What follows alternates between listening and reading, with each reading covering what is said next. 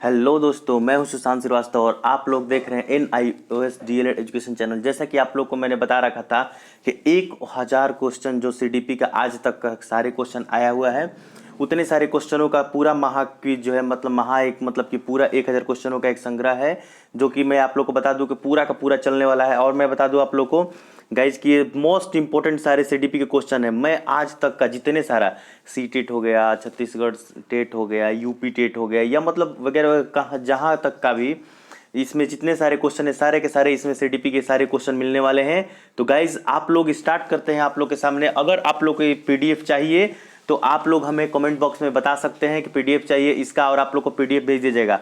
हालांकि गाइज मैं बता दूं कि सेशन 1 है, टोटल सीरीज आप लोग का 10 सीरीज के आसपास में रहेगा, और एक एक सीरीज में 50 या 55 या 60 के आसपास में सीरीज में क्वेश्चन रहेंगे।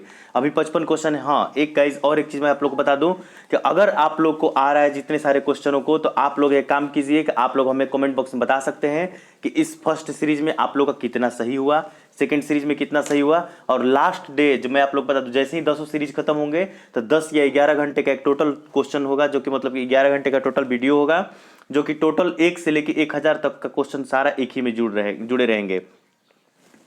चलिए शुरुआत करते हैं आप लोग के सामने पहला क्वेश्चन। तो मैं गाइज आप लोग के सामने सुशांत श्रीवास्तव शुरुआत करते हैं आप लोग के सामने पहला क्वेश्चन। अगर आप लोग को आ रहा है तो आप हमें बता सकते हैं। अगर आप लोग को PDF चाहिए तो आप हमें कमेंट बॉक्स में अपना ईमेल आईडी कमेंट कर दीजिएगा। वहां से आप लोग के ईमेल आईडी पर इस PDF को भेज भी दिया जाएगा। और हाँ गाइज, अगर आप लोग को ऐसा लगता है कि आप लोग इस चीज को मतलब कि पढ़ने के बाद अगर आप लोग ऑनलाइन टेस्ट देना चाहते हैं तो डिस्क्रिप्शन बॉक्स में, जैसे अभी वीडियो अपलोड होने के 6 घंटे बाद, जैसे मान लीजिए कि वीडियो अपलोड हो रहे हैं 5 बजे, तो आप लोग 5 से 11 बजे के बाद आप लोग डिस्क्रिप्शन बॉक्स में एक लिंक रहेगा, वहां से आप लोग इसी से रिलेटेड सीरीज 1 से केवल रिलेटेड आप लोग टोटल क्वेश्चन को वहां से रिलेट कर सकते हैं, वहां से जाके लगा सकते हैं। तो भाई यहाँ पर शुरुआत करते हैं। आप लोग के सामने पहला क्वेश्चन आप लोग का है, पियाजे के अनुसार निम्नलिखित में से कौन सी अवस्था है जिसमें बच्चा अमूर्त संकल्पनाओं के विषय में तार्किक चिंतन करना आरंभ करता है। तो देखिए पहला क्वेश्चन आप लोग के सामने यहाँ पर उसका ऑप्शन है मूर्त संक्रियात्मक अवस्था, जो कि 7 से 11 वर्ष तक है। औपचारिक संक्रियात्मक अवस्था जो 11 वर्ष से ऊपर तक है। संवेदी प्रेरक अवस्था जन्म से 2 वर्ष। पूर्व संक्रियात्मक अवस्था 2 से 7 वर्ष। तो गाइज आप लोग बताना चाहते हैं इसका आंसर तो बता सकते हैं। और मैं बता दूं कि लास्ट डे इसका जो होगा टोटल का पूरा यहाँ पर मैं बता दूंगा, पूरा डीपली चलेगा। लेकिन अभी यहाँ पर हम लोग को बहुत सारे क्वेश्चन को रिलेट करना है, बहुत सारे क्वेश्चन को देखना है, इसलिए हम लोग तेजी से यहाँ पर निकलेंगे। देखिए पहला का जो होगा बी यहाँ पर आंसर होगा, औपचारिक संक्रियात्मक अवस्था फॉर्मल ऑपरेशनल स्टेज 11 वर्ष से ऊपर को हम लोग क्या बोलते हैं, तो इस चीज को हम लोग बोलते हैं अमूर्त संकल्पनाओं के विषय में तार्किक चिंतन करना आरंभ करता है। गाइज मैं इतना चैलेंज देता हूं कि अगर आप लोग इस CDP के क्वेश्चन को अगर लगा लीजिएगा, टोटल सीरीज केवल 10 सीरीज आएंगे, टोटल अगर सीरीज आप लोग लगा लीजिएगा तो मैं गारंटी देता हूं कि इससे कम से कम 15 नंबर के क्वेश्चन आने वाले हैं, गारंटी, टोटल सीरीज से केवल। चलिए सेकेंड नंबर क्वेश्चन आप लोग के सामने यहाँ पर है, देख सकते हैं। बच्चों में बौद्धिक विकास की 4 विशिष्ट अवस्थाओं की पहचान की गई है। बच्चों में जो बौद्धिक विकास की 4 विशिष्ट अवस्थाओं की पहचान की गई है, क्या है? तो ऑप्शन है यहाँ पर कोहलबर्ग के द्वारा, एरिक्सन के द्वारा, स्किनर द्वारा, पियाजे के द्वारा। तो बच्चों में बौद्धिक विकास की 4 विशिष्ट अवस्थाएं की पहचान किसने किया है? तो आप हमें बता सकते हैं। इसका आंसर होगा 2 का डी, पियाजे के द्वारा किया गया है। चलिए नेक्स्ट क्वेश्चन आप लोग के सामने यहाँ पर है, विकास कभी न समाप्त होने वाली प्रक्रिया, यह विचार किसके संबंधित है? विकास जो है कभी समाप्त होने वाली प्रक्रिया नहीं है, यह किसके द्वारा संबंधित है? मैं आप लोग को बता दूं कि यहाँ पर हर जो क्वेश्चन आया हुआ है उसके बगल में जस्ट लिख दिया गया है कि कब का क्वेश्चन आया हुआ है, आप लोग मिला भी सकते हैं। सीटेट 2011 का क्वेश्चन ये है, जस्ट इसके ऊपर वाला सीटेट यूपी टेट 2011 में ही क्वेश्चन आया हुआ था, वो भी था। अभी आप लोग देखिए, विकास कभी न समाप्त होने वाली प्रक्रिया, यह विचार किससे संबंधित है? तो ऑप्शन है अंतः संबंध का सिद्धांत, दूसरा है निरंतरता का सिद्धांत, तीसरा है एकीकरण का सिद्धांत, अंतः क्रिया का सिद्धांत। आप लोग को बताना है। इसका आंसर देखिए, इसका आंसर बी होगा, निरंतरता का सिद्धांत। इसको हम लोग बोलते हैं प्रिंसिपल ऑफ कंटिन्यूटी। इसको हम लोग क्या बोलते हैं? प्रिंसिपल ऑफ कंटिन्यूटी बोलते हैं। इसको हम लोग निरंतरता का सिद्धांत बोलते हैं। चलिए नेक्स्ट क्वेश्चन के सामने आप लोग के सामने आते हैं। हाँ, आप लोग को जो लोग को आ रहा होगा तो आप हमें लास्ट में स्कोर भी बता सकते हैं कि सीरीज 1 में आप लोग का स्कोर 10, 20, 30, 40, 50 जो भी आए हमें जरूर आप बताइएगा कमेंट करके। उसी के अकॉर्डिंग सीरीज 2 आप लोग का हर मतलब कि 10 घंटे के बाद आप लोग का सीरीज 2 अपलोड, सीरीज 3 अपलोड और कर दिया जाएगा। नेक्स्ट क्वेश्चन आप लोग के सामने, प्राथमिक स्तर पर एक शिक्षक में निम्न में से किसे सबसे महत्वपूर्ण विशेषता मानना चाहिए? पढ़ाने की उत्सुकता, धैर्य एवं दृढ़ता की उत्सुकता, शिक्षण पद्धतियों और विषयों के ज्ञान में दक्षता, अति मानक भाषा में पढ़ाने में दक्षता। तो आप हमें आंसर इसका बता सकते हैं। इसका आंसर होगा धैर्य एवं दृढ़ता में दक्षता होनी बहुत ज़्यादा इंपॉर्टेंट है। चलिए नेक्स्ट क्वेश्चन के सामने आप लोग के आए हुए हैं, निम्न में कौन सा शिक्षार्थियों में सृजनात्मक का पोषण करता है? निम्न में से कौन सा शिक्षार्थियों में से सृजनात्मक मतलब क्रिएटिविटी का पोषण करता है? पहला ऑप्शन है आप लोग के सामने अच्छी शिक्षा के व्यवहारिक मूल्यों के लिए विद्यार्थियों का शिक्षण। दूसरा है प्रत्येक शिक्षार्थी का की अंतर्जात प्रतिभाओं का पोषण करना एवं प्रश्न करने का अवसर उपलब्ध कराना। तीसरा है विद्यालयी जीवन के प्रारंभ में उपलब्धियों के लक्ष्यों पर बल देना। चौथा है परीक्षा में अच्छे अंकों के लिए विद्यार्थियों को कोचिंग करना। आप लोग को बताना है, इसका आंसर आप लोग को पता होना चाहिए। इसका आंसर है बी, प्रत्येक शिक्षार्थियों के अंतर्जात प्रतिभाओं का पोषण करना एवं प्रश्न करने के अवसर उपलब्ध कराना। नेक्स्ट क्वेश्चन के सामने आप लोग के सामने चलते हैं, देख सकते हैं, वह अवस्था जब बच्चा तार्किक रूप से वस्तुओं व घटनाओं के विषय में चिंतन प्रारंभ करता है वह कौन सी अवस्था है?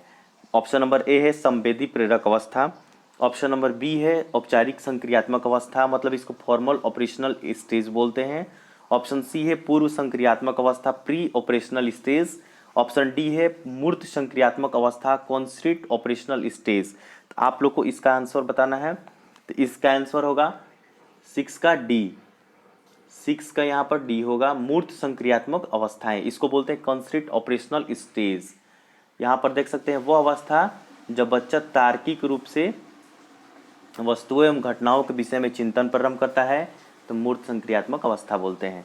नेक्स्ट क्वेश्चन की ओर चलते हैं, निम्न में से किस अवस्था में बच्चे अपने समवयस्क समूह मतलब पीर ग्रुप के सक्रिय सदस्य हो जाते हैं? पीर ग्रुप के सक्रिय सदस्य किस अवस्था में हो जाते हैं?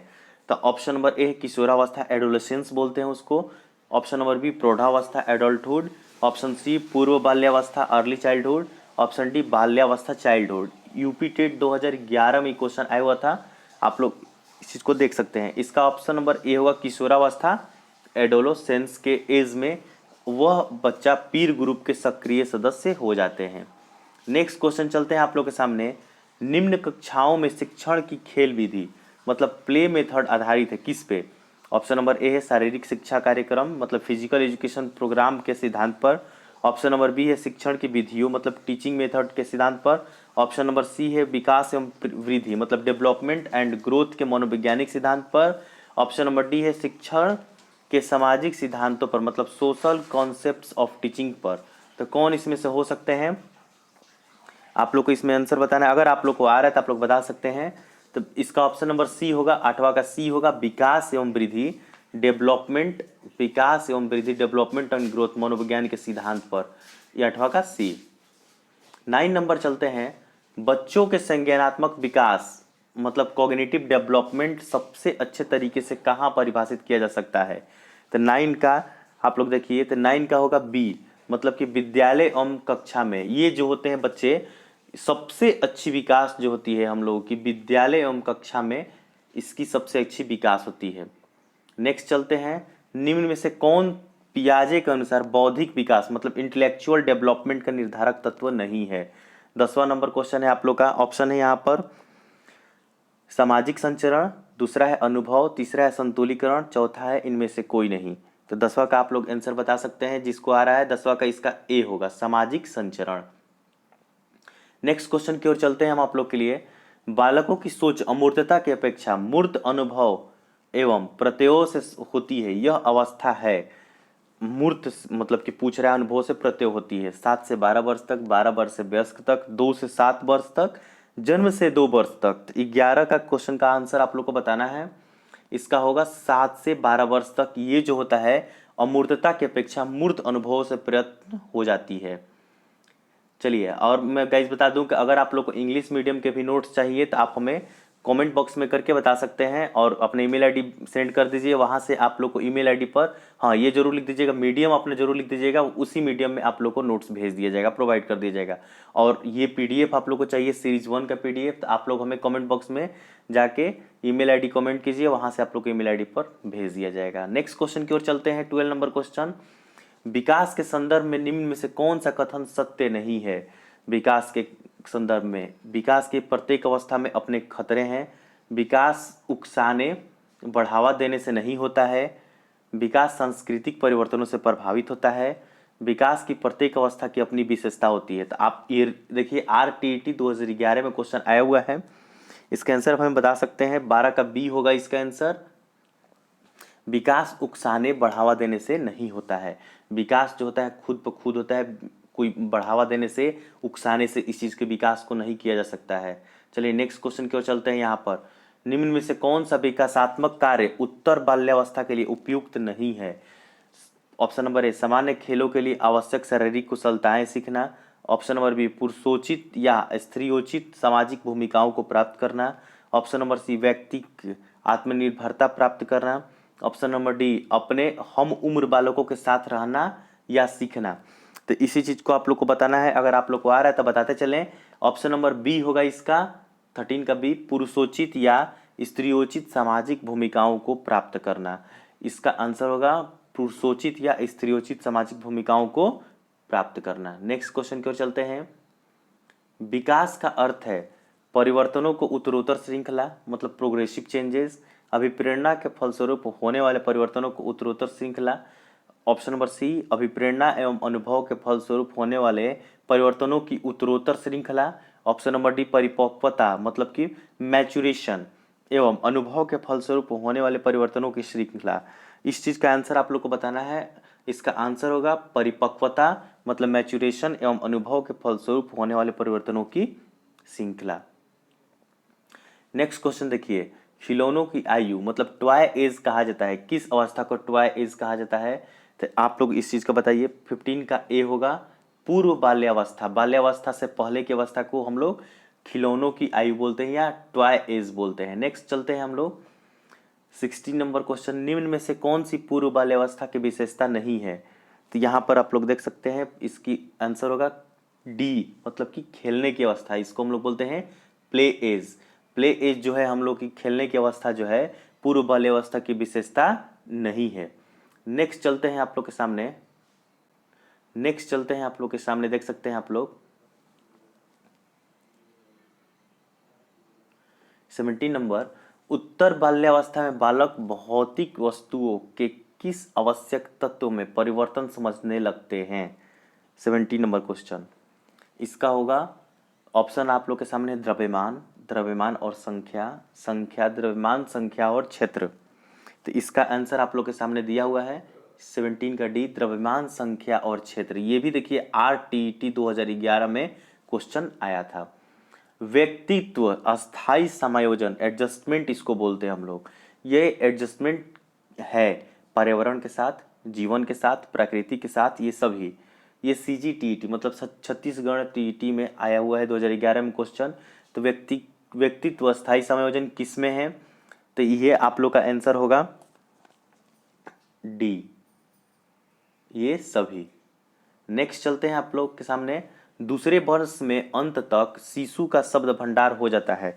मोस्ट इंपोर्टेंट क्वेश्चन आप लोग के सामने है, दूसरे वर्ष के अंत में शिशु का शब्द का भंडार कितना हो जाता है? तो 100 शब्द। आप लोग इस चीज़ पे पूरा एक डिटेल वीडियो बन रखा है, आप लोग वहाँ से मेरे चैनल में जाके देख सकते हैं, बहुत ही अच्छी से वीडियो बताया गया है, वहाँ से आप लोग देख सकते हैं। 20वां नंबर है। और मैथ्स के लिए गाइस यहाँ पर मैं बता दूं कि 5 चैप्टर चल चुका है हम लोग के लिए, और 5वां के बाद 6ठा 7वां चैप्टर भी चलेगा। इसी सारे टोटल क्वेश्चन को निकालने के लिए और बनाने के लिए क्वेश्चन के लिए थोड़ा सा टाइम लग गया था, इसीलिए चल नहीं पा रहा था। और भी हम लोग का चलेगा, मैथ्स और इंग्लिश चलेगा, और CDP आप लोग के सामने चल ही रहा है। तो गाइज आप लोग हमारे साथ जुड़िए और प्लीज़ वीडियो को लाइक कीजिए, शेयर कीजिए, और वहाँ पर मतलब शेयर कीजिएगा जहाँ पर बहुत सारे लोगों को ज़रूरत है। और प्लीज़ गाइज लाइक कीजिए और कमेंट करके ज़रूर बताइए कि मतलब कि हमारा जो सफल प्रयास है कैसा रहा। नेक्स्ट क्वेश्चन की ओर चलते हैं। शर्म तथा गौरव मतलब सेम एंड प्राउड जैसी भावना का विकास किस अवस्था में होता है? ऑप्शन नंबर ए शैशवावस्था, बाल्यावस्था, किशोरावस्था, वृद्धावस्था, ये आप लोग को बताना है। तो इसका आंसर होगा बाल्यावस्था। शर्म तथा गर्व जो होता है बाल्यावस्था में विकास अवस्था करने स्टार्ट करते हैं। मैकडूगल के अनुसार मूल प्रवृत्ति जिज्ञासा का संबंध कौन से संवेग से है? तो आप लोग को बताना है भय, घृणा, आश्चर्य और भूख। ये CGTET मतलब कि छत्तीसगढ़ टेट में आ चुका है। तो इसका मैकडूगल के अनुसार मूल प्रवृत्ति जिज्ञासा का संबंध कौन से संवेग से है? तो आश्चर्य से है। नेक्स्ट क्वेश्चन की ओर चलते हैं आप लोग के सामने। शैशवावस्था की मुख्य विशेषता क्या नहीं है? सीखने की प्रक्रिया में तीव्रता, जिज्ञासा के प्रवृत्ति, चिंतन प्रक्रिया, अनुकरण द्वारा सीखने की प्रवृत्ति। आप लोग को बताना है इसमें क्या होगा आंसर। तो इसका आंसर होगा चिंतन प्रक्रिया मतलब कि थिंकिंग प्रोसेस। ये जो प्रोसेस है शैशवावस्था की मुख्य विशेषता नहीं है। किस मनोवैज्ञानिक के अनुसार विकास एक सतत और धीमी प्रक्रिया है? किस मनोवैज्ञानिक के अनुसार? तो यह होगा स्किनर। स्किनर के अनुसार जो है हमारा एक सतत विकास एक सतत और धीमी प्रक्रिया है। इस चीज़ पर भी एक वीडियो बन गया है, 200 का क्वेश्चन का बना हुआ है वीडियो। तो आप लोग जाके हमारे चैनल में देख सकते हैं। थोड़ी सी पुरानी वीडियो है, हमको लग रहा है कि 4-5 महीने हो गई होंगी, लेकिन आप लोग जाके उस चीज़ को भी देख सकते हैं। बाल्यावस्था अवस्था होती है, बाल्यावस्था अवस्था होती है कहाँ से कहाँ तक? तो आप लोग को बताना है इसका आंसर होगा 12 वर्ष तक। देखिए ये 12 वर्ष तक जो होता है हम लोग का बाल्यावस्था होता है। चलिए नेक्स्ट आते हैं हम लोग। व्यक्तित्व विकास की अवस्था है। व्यक्तित्व जो है विकास की अवस्था अधिगम एवं वृद्धि, व्यक्तिवृत्त अध्ययन, उपचारात्मक अध्ययन, इनमें से कोई नहीं। तो आप लोग को बताना है इसका आंसर। तो इसका आंसर होगा अधिगम एवं वृद्धि। नेक्स्ट क्वेश्चन की ओर चलते हैं। विकास में वृद्धि से तात्पर्य है, विकास में वृद्धि से तात्पर्य क्या है? तब विकास जब वृद्धि करेगा तो उससे क्या आकार बदलेगा, सोच बदलेगा, समझ कौशल में वृद्धि होगी। जैसे कि मैं वीडियो में बता रखा था, सेम चीज़ है वही। आकार बदलेगा, सोच बदलेगा, समझ बदलेगी, कौशलों में वृद्धि होगी। इसका ऑप्शन नंबर डी होगा, ऑप्शन नंबर डी होगा। नेक्स्ट क्वेश्चन की ओर आते हैं। परिपक्वता का संबंध है किससे? विकास, वृद्धि, सृजनात्मकता, रुचि। आप लोग को बताना है इसका आंसर क्या होगा। तो इसका आंसर होगा आप लोग के सामने यहाँ पर है विकास। परिपक्वता का संबंध किससे है? विकास से। जैसे जैसे विकास होता है वैसे वैसे परिपक्वता हमारे अंदर आने स्टार्ट हो जाती है। तनाव और क्रोध की अवस्था है, टेंशन एंड एंगर की अवस्था कौन सी है? शैशवावस्था, किशोरावस्था, बाल्यावस्था, वृद्धावस्था। इसका आंसर होगा किशोरावस्था। नेक्स्ट क्वेश्चन की ओर चलते हैं। बच्चों की रुचि बनाए रखने के लिए आप कौन सी विधि का चयन करेंगे? बच्चों की रुचि बनाए रखने के लिए कौन सी विधि? तो बच्चों को पढ़कर आगे आने को कहेंगे और प्रश्न पूछेंगे, स्वयं गतिविधि करेंगे तथा बच्चों को बताएंगे, आप गतिविधि में बच्चों को शामिल करेंगे, बच्चों को स्वयं गतिविधि करने के लिए देंगे। तो ये ऑप्शन नंबर डी, बच्चों को स्वयं गतिविधि करने के लिए आप लोग देंगे। एक बच्चे की मानसिक आयु 12 वर्ष एवं वास्तविक आयु 10 वर्ष है, तो इसकी बुद्धि लब्धि क्या होगी? तो आप लोग इसका आंसर बताइए। बुद्धि लब्धि निकालने के लिए आप लोग को पता है mental age multiply chronicle age जो होता है, इस बहुत आसान है। तो यहाँ पर मेंटल एज 12 दिया हुआ है और क्रोनिकल एज 10 दिया हुआ है। तो 12 10 जा 120। तो ऑप्शन नंबर यहाँ पर सी हो जाएगा। 12 में 10 से मल्टीप्लाई कर देंगे तो क्या हो जाएगा 120, और यहाँ पर आप लोग का सी ऑप्शन हो जाएगा। यहाँ पर सी बहुत आसान फार्मूला है। यहाँ पर बुद्धि लब्धि का फार्मूला ही होता है कि mental age multiply chronicle age. Next question की ओर चलते हैं। शारीरिक विकास का क्षेत्र है स्नायुमंडल, स्मृति, अभिप्रेरणा, समायोजन। तो इसका आंसर होगा स्नायुमंडल।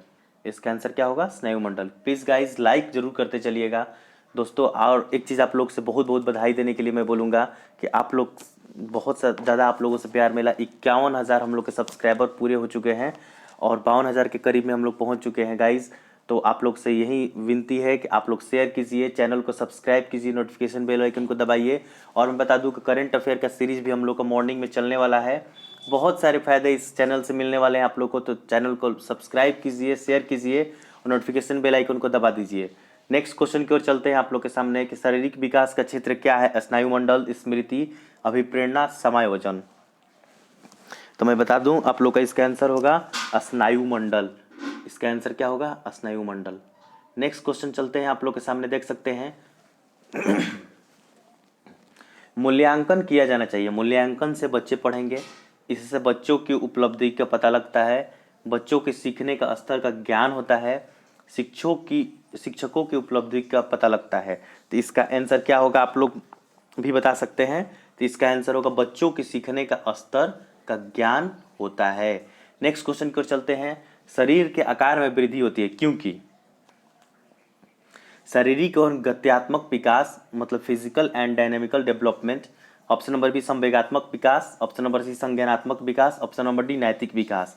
तो इसका आंसर होगा शारीरिक एवं गत्यात्मक विकास। 33 का ए होगा शारीरिक एवं गत्यात्मक विकास। नेक्स्ट क्वेश्चन को चलते हैं। मानसिक विकास को प्रभावित करने वाले कारक कौन कौन से हैं? तो मानसिक विकास को प्रभावित कौन कौन से कर सकते हैं? देखिए, वंशानुक्रम, मतलब कि वंश न आगे बढ़े या वंश ज़्यादा हो जाए तभी भी मानसिक विकास हो सकते हैं। परिवार का वातावरण, परिवार की सामाजिक स्थिति, और डी मतलब यहाँ पर उपयुक्त सभी है। हम लोग के टर्म में देखा जाए तो यहाँ पर जितने सारे हैं सारे होंगे। यहाँ पर वंशानुक्रम भी होंगे, परिवार का वातावरण भी होंगे, परिवार का सामाजिक स्थिति होंगे। इसका ऑप्शन नंबर डी होगा उपयुक्त सभी। नेक्स्ट क्वेश्चन को चलते हैं। पियाजे के संज्ञानात्मक विकास सिद्धांत के अनुसार संवेदी क्रियात्मक अवस्था, मतलब कि सेंसरी ऑपरेशनल स्टेज कौन सी होती है? तो इसका ऑप्शन नंबर ए होगा जन्म से 2 वर्ष तक। इसका ऑप्शन नंबर ए क्या होगा? जन्म से 2 वर्ष तक जो पियाजे के संज्ञानात्मक विकास सिद्धांत है, वहाँ से उसी को हम लोग संवेदी क्रियात्मक अवस्था बोलते हैं या सेंसरी ऑपरेशनल स्टेज बोलते हैं। नेक्स्ट क्वेश्चन की ओर चलते हैं। निम्नलिखित में से कौन सा कथन सत्य है? लड़के अधिक बुद्धिमान होते हैं, लड़कियां अधिक बुद्धिमान होती हैं, बुद्धि का लिंग के साथ संबंध नहीं है, सामान्यतः लड़के लड़कियों से अधिक बुद्धिमान होते हैं। तो इसका आंसर आप लोग को बताना है।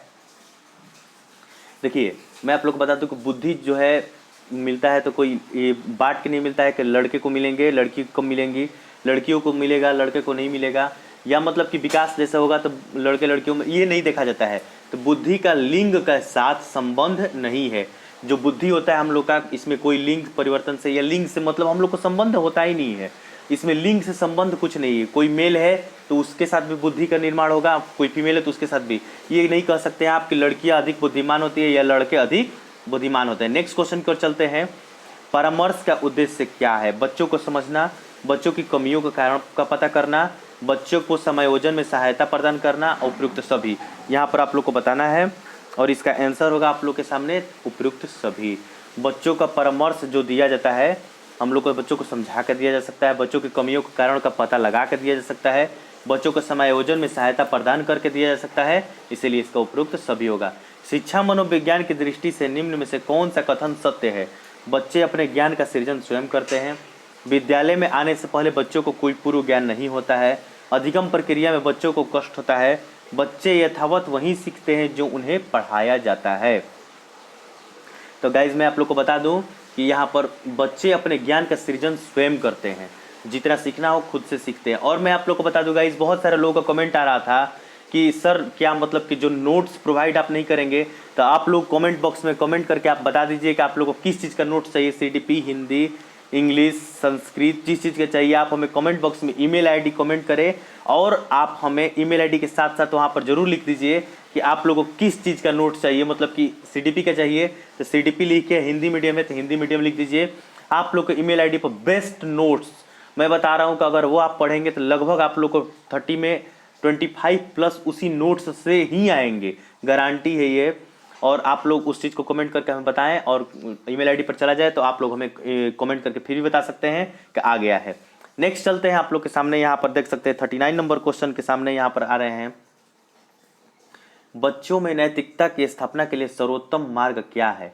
उन्हें धार्मिक पुस्तक पढ़ना, शिक्षक का आदर्श रूप में व्यवहार करना, उनका मूल्य शिक्षा पर मूल्यांकन करना, उन्हें प्रातः कालीन सभा में उपदेश देना।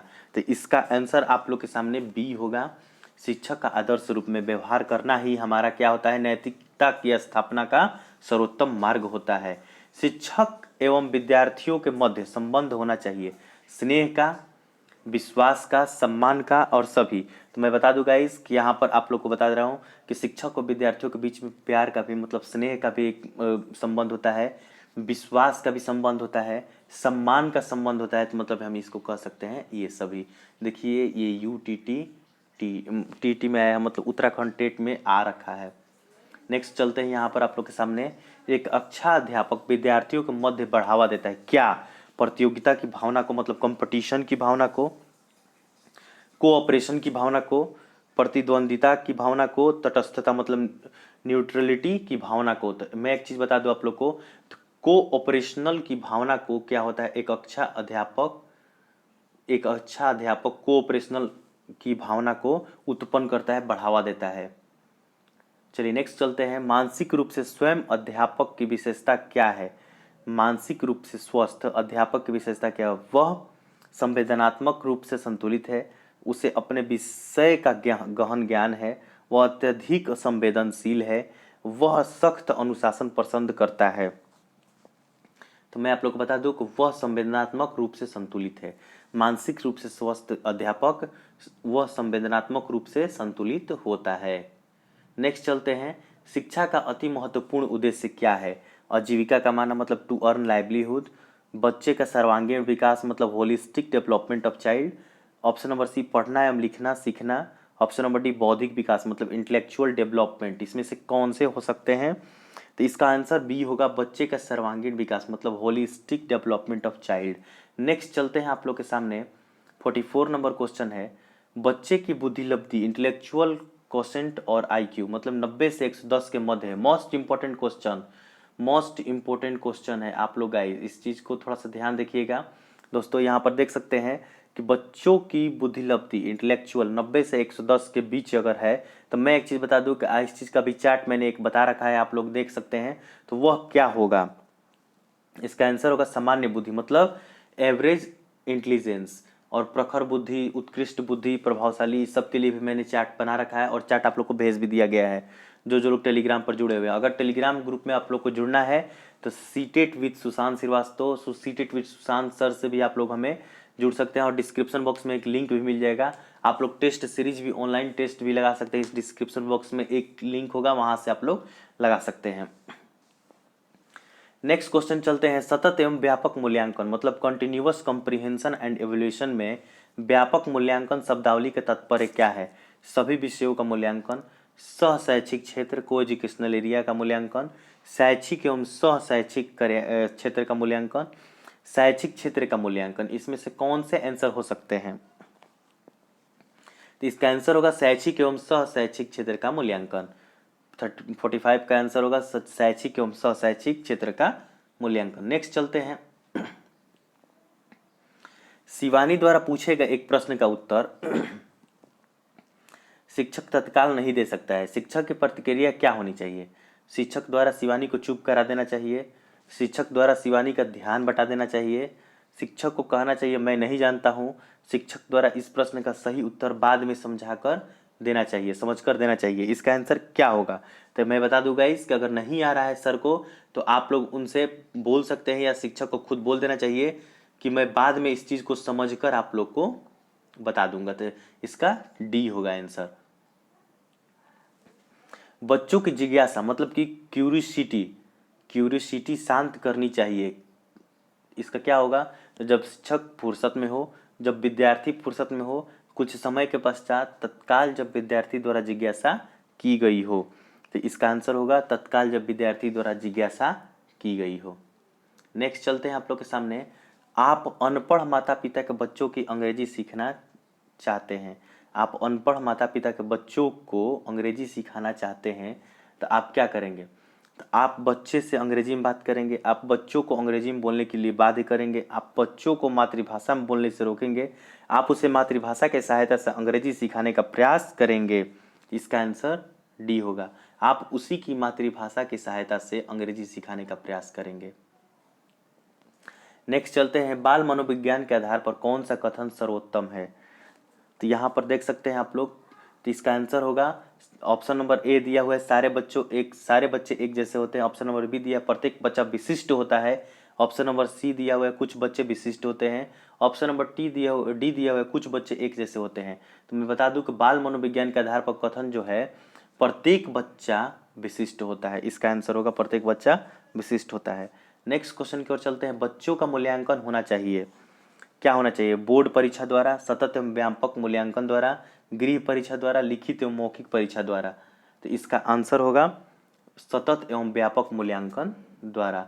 नेक्स्ट क्वेश्चन की ओर चलते हैं। बच्चे के लिए निःशुल्क एवं अनिवार्य शिक्षा का अधिकार अधिनियम कितने वर्ष बच्चे के लिए लागू है? तो मैं बता दूं कि इसका आंसर होगा 6 से 14 वर्ष। ये निःशुल्क एवं अनिवार्य शिक्षा का अधिकार 6 से 14 वर्षों के लिए ही लागू है। शिक्षकों को ज्ञान होना चाहिए, किस चीज़ का ज्ञान होना चाहिए? अध्यापन विषय का मतलब टीचिंग सब्जेक्ट का, बाल मनोविज्ञान का, शिक्षा संहिता मतलब एजुकेशनल कोड का, ऑप्शन नंबर डी अध्यापन विषय एवं बाल मनोविज्ञान का। तो इसका आंसर होगा आप लोग का अध्यापन विषय एवं बाल मनोविज्ञान का। नेक्स्ट क्वेश्चन की ओर चलते हैं। एक बच्चे की वृद्धि और विकास के अध्ययन की सर्वोत्तम मतलब ये सर्वाधिक अच्छी विधि कौन सी है? तो यहाँ पर होगा विकासीय विधि, डेवलपमेंट मेथड। एक बच्चे की वृद्धि एवं विकास के अध्ययन की सर्वाधिक अच्छी विधि कौन सी है?